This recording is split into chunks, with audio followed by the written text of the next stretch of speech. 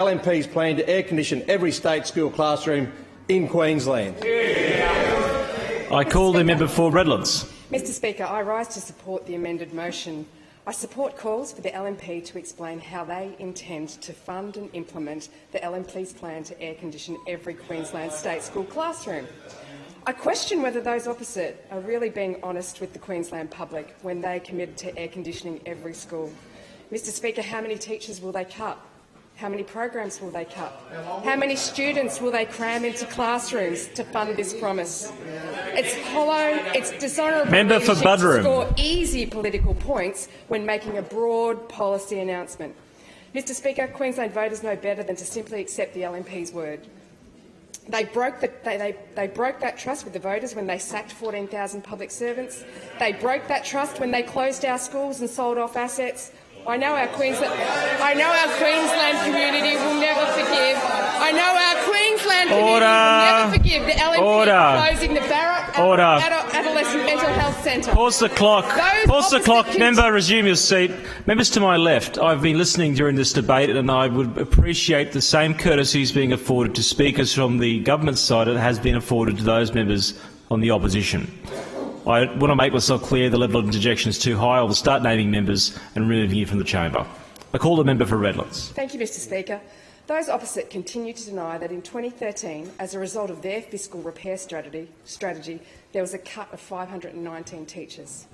Unlike those opposite, the Palaszczuk government always delivers. Mr Speaker, how can the opposition honestly tell Queensland public that they can air condition all state schools for $1.5 billion? The price just keeps changing. The estimated cost provided by the member for Surfers Paradise in 2014, when he was the Minister for Education, was $2 billion. Their budget black hole just gets bigger and bigger. All school leaders know that there are more costs associated with air conditioning classrooms than just the installation. Have the LNP considered the cost of upgrading the existing electrical infrastructure to support extra load of all-conditioned classrooms? And what about the many heritage buildings? Have the LNP considered the ongoing costs for electricity bills, maintenance, repair and replacement for those new units? Again, Mr Speaker, I call on the opposition to be open and honest and transparent with Queenslanders. Great big bold promises with scant detail provided so far by the LNP, as seems to be par for the course, their numbers just don't stack up. Mr Speaker, without detail, those opposite are asking the public to speculate. How did the LNP arrive at this new funding figure? How will the LNP fund their commitment? Regardless of what commitments might be made, Queenslanders will judge promises based on track record.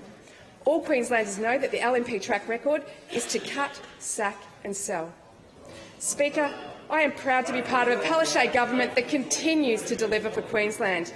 This government doesn't just make promises, we deliver. We have a track record to prove that we deliver for Queenslanders.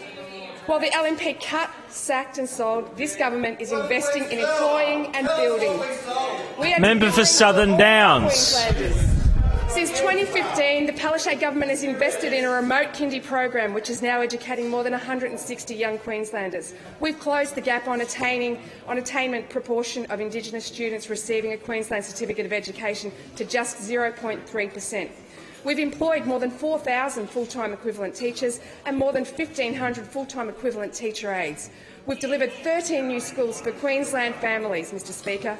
In addition to these, the government is also investing $97 million in advancing Clean Energy Schools program. This program will assist schools in a really true and meaningful way to reduce energy costs and the expense that runs with this to more than 800 schools across through solar energy and efficiency measures. The difference in track record between this government and those opposite is clear. The Palaszczuk government will be honest and transparent with the Queensland public as we continue to deliver for the state.